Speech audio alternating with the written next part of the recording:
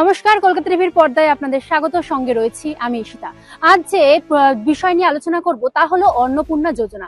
যে যোজনা নিয়ে আপনাদের মনে প্রচুর প্রশ্ন রয়েছে।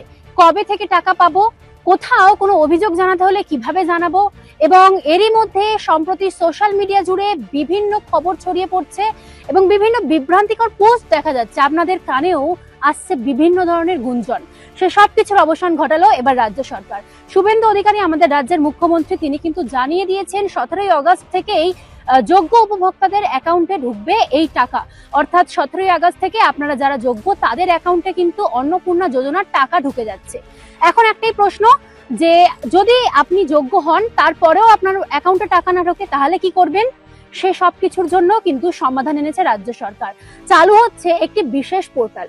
21 এবং 22 আগস্ট থেকে এই পোর্টাল চালু করা হচ্ছে। আপনার অ্যাকাউন্টে যদি আপনি যোগ্য উপভোক্তা হন তারপরেও টাকা না ঢোকে, তাহলে সেই পোর্টালে গিয়ে আপনি কিন্তু অভিযোগ জানাতে পারবেন।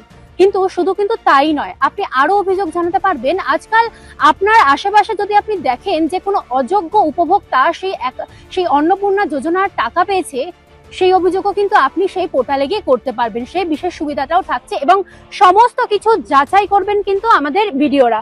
তো অর্থাৎ 17ই আগস্ট থেকে আপনারা অন্নপূর্ণা যোজনার টাকা পেয়ে যাবেন এবং 21 ও 22 আগস্ট নতুন পোর্টাল চালু করা হচ্ছে।